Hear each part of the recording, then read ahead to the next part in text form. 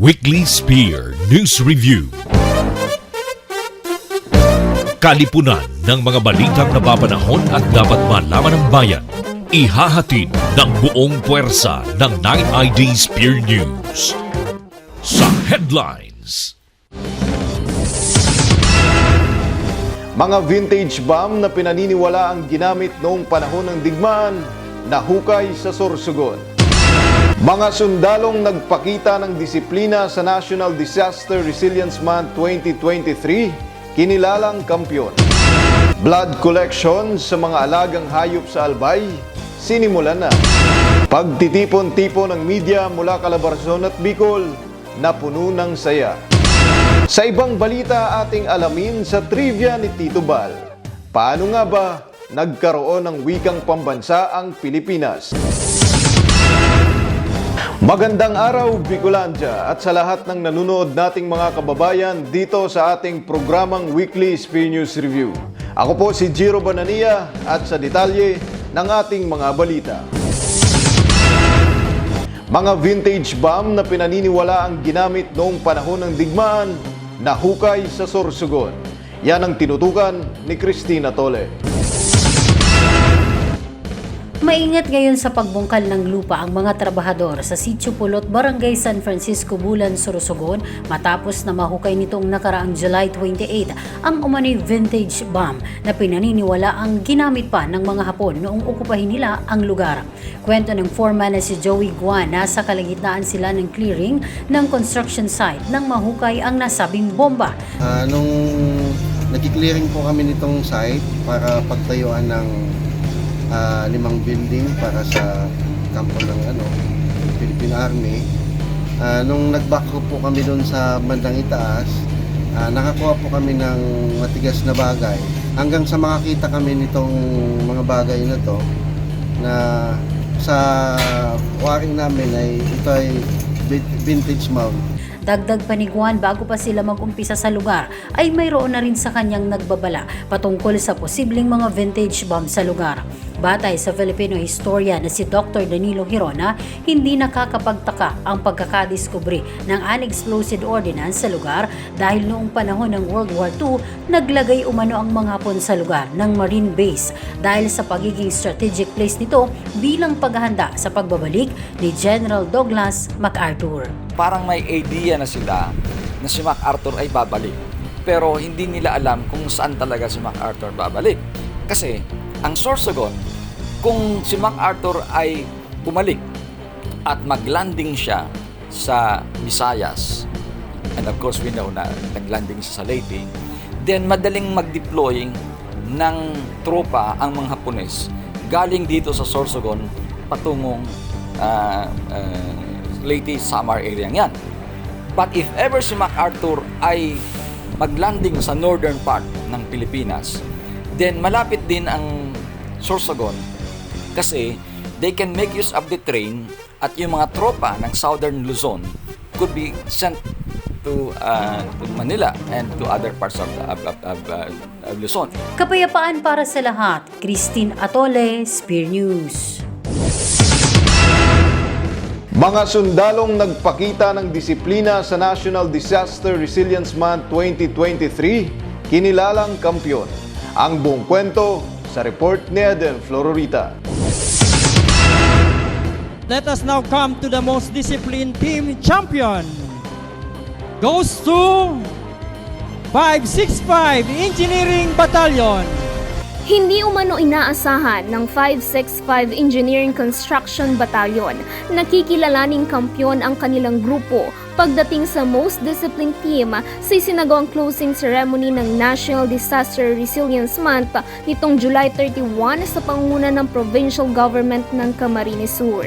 Nitong nakaraang July 1, 2023, kasabay ng kick-off ceremony ng aktibidad nang maganap ang March Wasar Challenge sa Lago del Rey Capital Complex, Pili, Camarines Sur, kung saan lumahok ang isang squad ng Bicol Builders.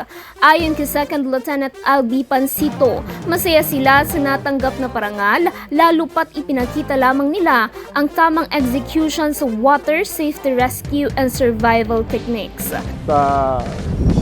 Soldier ma'am ay nandun yung disiplina yung camaraderie at saka yung trust ng bawat isa, ma'am. Most of all, ma'am, napakasaya namin, ma'am, bilang nanalo kami na most disciplined team. I'm very proud, ma'am, as a member of the 565 Bicol Builders, ma'am.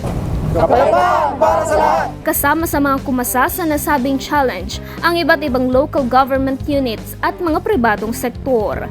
Maliban dito, marami pang aktibidad ang isinagawa ng provincial government sa month-long celebration ng nasabing programa, kasama ang Rescue March Rinconada Challenge, Debate Competition Quiz Challenge, Digital Storyboard Animation Contest at Basketball League. Kapayapaan para sa lahat. Eden Florarita, Spear News. Blood collection sa mga alagang hayop sa Albay, sinimulan na. Ang report ihahatid ni Gabriel Martinez. Sinimula na nitong Agosto 1 ng Provincial Veterinary Office ng Albay katulong ang Regional Animal Disease and Diagnostic Laboratory at 9ID Veterinary Team ang animal surveillance and monitoring sa Barangay Misi, Daraga at Barangay Lidong, Santo Domingo, Albay. Kabilang sa mga isinagawa sa mga alagang baka at kalabaw ay ang blood collection para sa brucella at tuberculosis test, vitamin supplementation at deworming. Ang nasabing mga livestock ay nananatili ngayon sa animal pooling sites dahil sa patuloy pa rin na pag-aalboroto ng Bulkang Mayon. Maliban sa nasabing aktibidad, tumulong rin ang 9ID Veterinary Clinic sa pagbibigay asistensya sa isinasagawang veterinary mission sa bayan ng Ginubatan nitong nakaraang Huwebes. Samantala, sa halos 2 buwan na abnormalidad ng Bulkang Mayon, hindi rin tumitigil ang Task Force Sagip sa pagpapaabot ng tulong sa mga albayano upang mabigyan ng mga kinakailangang tulong, partikular na ang mga nananatili pa rin sa mga evacuation centers. Kapayapaan para sa lahat. Gabriel Martinez, Spear News. Pagtitipon-tipon ng media mula Calabarzon at Bicol, napuno ng saya. Ang balita ating alamin kay Maymay Quibillas. Ito ang pagtitipon-tipon ng mga media personalities mula Calabarzon at Bicol, hindi para sa balita, ngunit upang sila ay mabigyan ng pagkakataon na makapagsaya rin sa isinagawang Media Fellowship Night sa pangunguna ng Southern Luzon Command sa Lucena City nitong nakaraang Hulyo 26. Mula sa Camarines Sur at Camarines Norte ay bumiyahe ang ilang miyembro ng 9th ID Press Corps papuntang Quezon sa pamumuno ng kanilang presidente na si Maria Teresa Iraola na nagbigay rin ng mensahe sa aktibidad. In behalf of 9th ID Regional Press Corps sa Bicol, nais ko po na magpaabot ng taos-pusong pasasalamat sa pag-imbita sa amin sa pagtitipon na ito. Bagamat totoo, busy kami lahat, dahil po sa aming kanya-kanyang trabaho, pinagsumikapan namin na makadalo. Lalo pa, bira lamang po ang pagkakataon, siguro isang beses sa isang taon. Sa nasabing aktibidad ay nabigyang muli ng pagkakataon ang mga taga-media na makiisa sa fanshoot activity na sinundan agad ng fellowship kung saan binigyang pagkilala ng pinuno ng Solcom ang hindi matatawarang kontribusyon ng media sa tagumpay na tinatamasa ng Timog Katagalugan sa kampanya kontra insurhensya. Maraming salamat ulit sa pagpunta ninyo. Kung masaya kayo, mas masaya kami. Dahil pinahundakan ninyo yung aming pag-iimbita sa inyo para magkita-kita naman tayo, magkita-kita kayo dito sa ating activity. Kapayapaan para sa lahat. Maymay Quibillas, Spear News. Sa ibang balita ating alamin sa trivia ni Tito Bal. Paano nga ba nagkaroon ng wikang pambansa ang Pilipinas? Trivia ni Tito Bal! Tito Bal, paano po ba nagkaroon ng wikang pambansa ang Pilipinas? Paano nga ba nagkaroon ng wikang pambansa ang Pilipinas? Alam nyo ba na mayroon palang 186 na wika ang ating bansa? Ngunit sa kasalukuyan, nasa 150 na lamang ang nananatili pang ginagamit sa iba't ibang rehiyon ng Pilipinas, habang ang iba naman ay tuluyan ng nakalimutan. Dahil dito, nagpalabas ng kautusan noon si President Manuel L. Quezon sa pamamagitan ng 1935 Constitution sa National Assembly sa pagbuo ng isang nasyonal na lengguwahe batay sa ginagamit na katutubong wika ng bansa.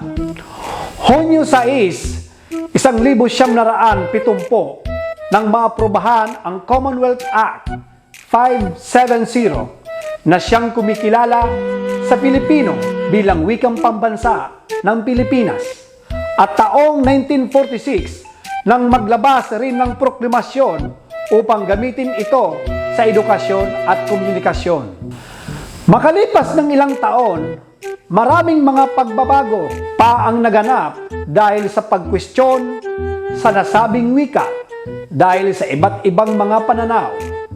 Ngunit sa pamamagitan ng 1987 Constitution ay napagtibay nito ang pagdideklara sa Pilipino bilang wikang pambansa. Hanggang taong 1997 sa pamamagitan ng Proclamation Order 1041 ay pinag-utos ang pagdiriwang ng buwan ng wika sa buong buwan ng Agosto. Napakalaking bagay nga naman talaga ang pagkakaroon ng isang wika dahil ito ang nagsisilbing daan upang ang bawat Pilipino ay magkaunawaan at magkaisa bilang isang bayan. Kaya huwag nating kalimutan ang kataga ng bayaning si Jose Rizal na ang hindi magmahal sa sariling wika ay higit pa sa hayop at malansang isda. At yan ang ating munting kalaman. Ako po si Tito Bal, ang may alam lamang. Para sa mga susunod pang dagdag kalaman, itanong mo lang kay Tito Bal. I-type lang sa ating comment section ang iyong katanungan at huwag kalimutan ang hashtag na Tito Bal What Now? At yan ang mga balitang aming tinutukan sa loob ng isang linggo dito sa Weekly Spear News Review. Para sa pagkakaisa, patuloy nating suportahan ang mga programang pangkapayapaan ng Philippine Army. Kapayapaan para sa lahat. Jero Banania, Spear News. Sundalong maaasahan sa paghahatid ng mga makabuluhan at totoong mga balita. Weekly Spear News Review. Thank you for your support by watching this video. Kung gusto nyo makatanggap ng mga balitang gaya nito, Please like and share this video. And subscribe this YouTube channel.